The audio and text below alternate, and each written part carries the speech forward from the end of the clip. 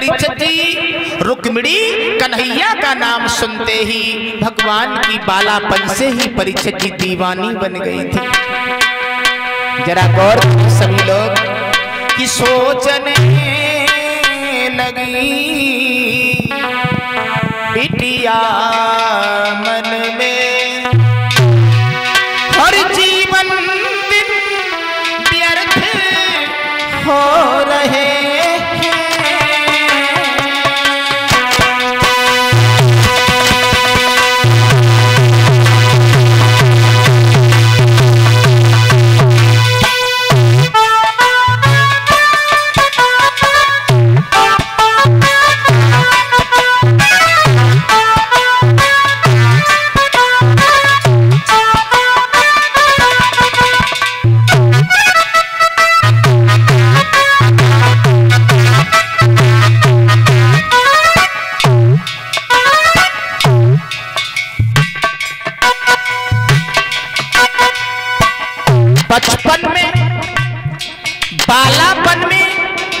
रुक्मिणी भगवान कन्हैया की दीवानी बन गई।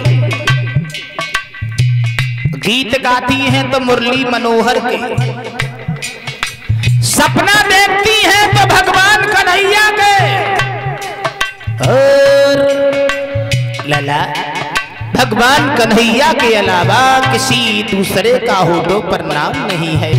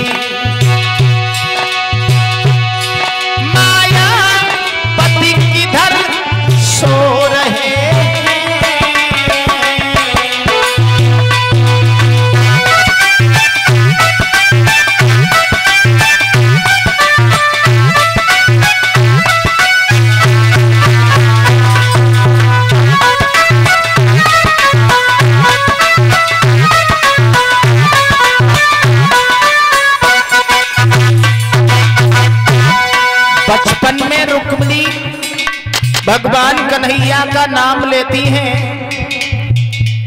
भगवान कन्हैया के गुणगान करती हैं, और बचपन में प्रण किया था कि भगवान कन्हैया को मैं दूल्हा बनाऊंगी।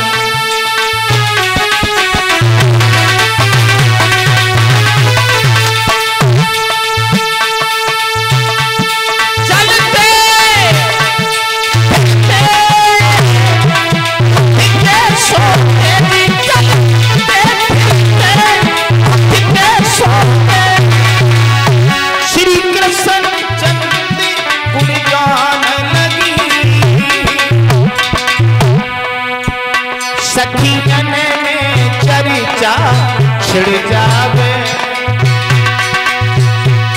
तब हरि के गीत सुनाने लगी।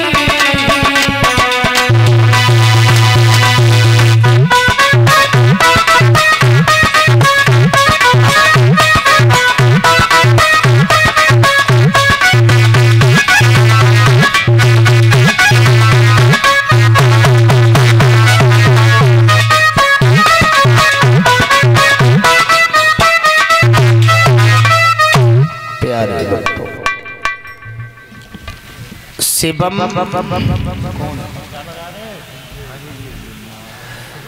शिवम यादव जी परीक्षित जी के भतीजे हार डाल करके 101 पत्र मुद्राएं भगवान के चरणों में भेंट कर रहे हैं। महेंद्र सिंह यादव जी हार डाल के सम्मान कर रहे हैं। सभी कलाकारों का महाराज जी का सम्मान कर रहे हैं। भगवान सुख और शांति प्रदान करते रहे। कलश वाली बहनाएं खड़ी हो जाए। भाइयों, रुक्मिणी जो है वो धीरे धीरे बड़ी होती है। रुक्मिणी जो है परीक्षित जी जवान हो गई, शादी के योग्य हो गई। जब रुक्मिणी घर में जवान हुई हैं तो रुक्मिणी की मां ने विचार किया है कि अब हम अपनी बेटी का विवाह करेंगे। हमारी बिटिया जवान है, शादी के योग्य है, महाराज को चिंता ही नहीं रहती है। तो परीक्षित जी महारानी ने महाराज भीष्मक को बुलवाया और पचरंग पलंग पर बैठा लिया, ठंडा लोटे में पानी लेकर के आई, अपने पति को पिलाया और हाथ जोड़ करके अपने पति से सवाल किया, श्रीमन क्या हुआ, क्यों बुलवाया हमें? महारानी बोली, महाराज घर में बेटी जवान है, शादी के योग्य है। अच्छी बात, बहुत बढ़िया बात। क्या तुम्हें समझ में नहीं आता बेटी का विवाह करना चाहिए? भीष्मक बोले, आता है। एक माँ होने के नाते अगर तुम्हें चिंता है तो पिता होने के नाते हमें भी चिंता है। महारानी बोली, चिंता होती तब तक ब्याह हो जाता, तो समझ गए। भीष्मक बोले, कोई बात नहीं, आज हम दरबार में जा रहे हैं और दरबार में जाकर के बेटी रुक्मिणी की शादी की बातचीत होगी, दूसरा कोई काम नहीं होगा। तो परीक्षित जी महाराज भीष्मक दरबार में आए हैं और दरबार में आकर के महाराज भीष्मक ने ऐलान किया है, देखिए सभा में बैठे हुए हमारे सभी भाइयों, जी महाराज, आज हम आपसे एक आवश्यक सूचना लेके आए हैं। आइए महाराज, दरबार का काम थोड़ी देर के लिए बंद कर दिया जाए। थोड़ी देर के लिए शांति बनाए रखें, चिल्लाओ नहीं। देखो जी महाराज, तुम्हें मालूम है कि हमारे घर में हमारी बेटी जवान हो चुकी है। जी महाराज, शादी के योग। जी महाराज, और हम अपनी बेटी रुक्मिणी की आज शादी की बातचीत करेंगे। जी महाराज। तो खैर, हाँ, हमारे प्रजा के लोगों को बराबर बोलने का हक है। बिल्कुल महाराज। जिस किसी की नजर में अगर कोई अच्छा लड़का दिखाई दे, समझ में आता हो, खड़े होकर के बता सकता है। एक लड़का है महाराज। कहाँ का रहने वाला है? मगध का रहने वाला जरासंध। जरासंध? जी महाराज। पागल हो गए क्या तुम? मारे वो बुढ़ा हो गया। हाँ, बिटिया कै साल की? बेटा, हाँ। कोई सुंदर सा लड़का है, उसे बताओ। दूसरा है महाराज, वो कौरवपति दुर्योधन। पागल हो गए तुम? क्यों? दुर्योधन के साथ में अपनी बेटी का विवाह कभी नहीं करेंगे। काय मारे? बेईमान है, बेईमान, कपटी है, सगे भाइयों का सगा नहीं हुआ। महाराज ईमानदार कहूँ ना इधर। चलो दूसरा। और महाराज परीक्षित जी, सुबह से शाम हो गई, कोई बताता है गुड़ तो दूसरा उसके अवगुण बताने में लग जाता है। वाह भाई वाह, सुबह से परीक्षित जी शाम हो गई कि दरबारी बारी बारी से और राजन के नाम बताने लगे।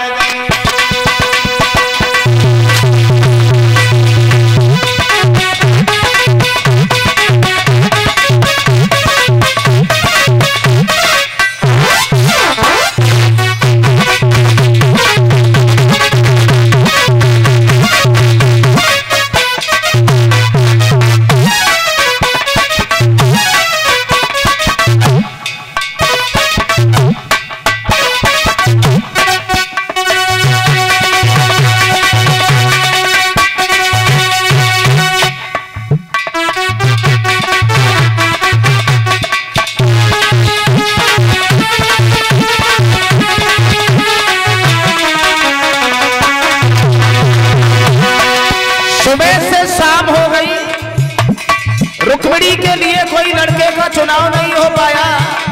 कोई खड़ा होकर गुण बताता है तो दूसरा उसके अवगुण बताने में लग जाता है।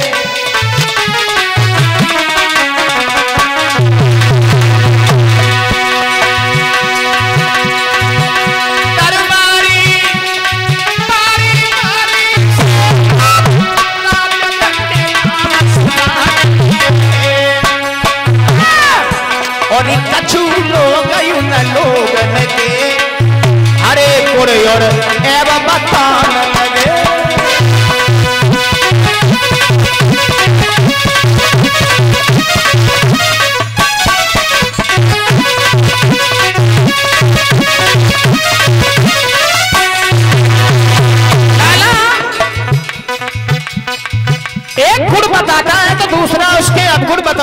लग जाता है। सुबह से शाम हो गई, नतीजा ये हुआ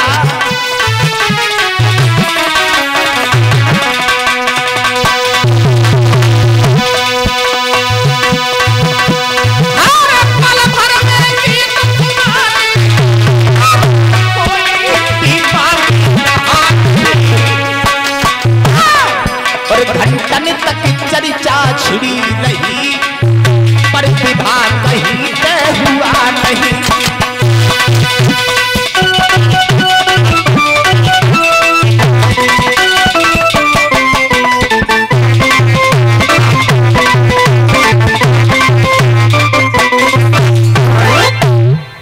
सुबह से शाम हो गई, एक गुण बताने में लगता है तो दूसरा उसके अब गुण बताने में लग जाता है। बुद्धि खराब है तुम्हारी, वो तो बेईमान है, घमंडी है। महाराज श्रीमान आलोक फौजी जी की तरफ से हमारे पास 200 रुपया है। भगवान सुख और शांति प्रदान करते रहे। मेरे प्रिय भाइयों, सुबह से शाम हो गई, रुक्मिणी के लिए कोई लड़के का चुनाव नहीं हो पाया। महाराज भीष्मक का छोटा लड़का रुक्मेश खड़ा हो गया। पिताजी, हमारी बहन के लिए हमारी नजर में एक लड़का है। कहां का रहने वाला है? पिताजी, अगर मेरे आंगन में हमारी बहन के दूल्हा बनकर के अगर भगवान कन्हैया आए तो कैसा रहेगा? और जो परीक्षित जी कन्हैया का नाम लिया, भीष्म उठ करके खड़े हो गए। हो गया फैसला।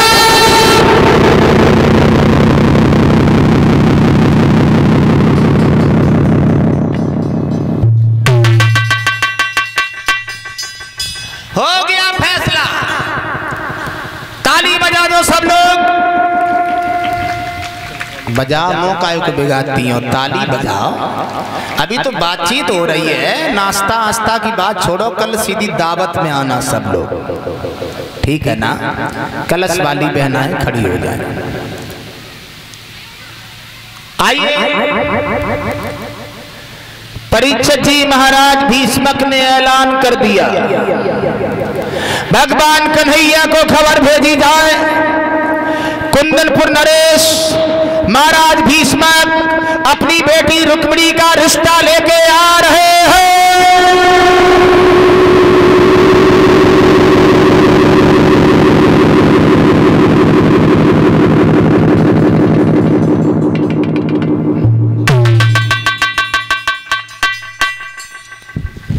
परीक्षित जी, इतनी बात होए ना भाई, और तब तक महाराज भीष्मक का बड़ा लड़का रुकुम खड़ा हो गया। क्यों पिताजी? ये सभा में तालियां क्यों बजी? भीष्मक बोले, बेटा बोलो ना, तुम्हारी बहन रुक्मिणी के लिए सुंदर सी लड़की का चुनाव हो चुका है। रुकुम कहने लगा, हमारी बिना मर्जी के हमारी बहन की शादी, बिना मर्जी के हमारी बहन की शादी। भीष्मक बोली, अभी पिता जिंदा है तो लड़का मालिक नहीं बन सकता। रुकुमपाल कहने लगा, क्यों नहीं बन सकती? बहन की शादी हम खुद करेंगे हम। और एक बात बताएं बूढ़े बाप, हमारी बहन के लिए किस लड़के का चुनाव हुआ है, उस लड़के का हमें नाम बताओ। समझ गए? बोला बोला, कौन सा लड़का है, कहां का रहने वाला है? बेटा, हाँ, द्वारकाधीश कन्हैया। बुढ़े, उस कन्हैया के साथ में अपनी बहन का विवाह करेंगे? हाँ, कन्हैया के साथ में नहीं करेंगे। क्यों? नाचने गाने वाला है, सखियों के साथ में लूट लूट के माखन चुराने वाला, गौए के पीछे घूमने वाला, जो को उस लड़के में एक खासियत है, बंसी बहुत अच्छी बजाता है। बस रोको, चीखा नहीं, चिल्लाओगे तो उठा करके ऐसी गद्दी के नीचे तुम्हें फेंक दूंगा, समझ गए? बेटा ऐसी बातें ना करो, शादी होगी तो कन्हैया के साथ, नहीं होगी कन्हैया के साथ। तो किसके साथ होगी? और अगर कन्हैया के साथ मेरी बहन का विवाह हुआ तो फिर क्या तो याद रख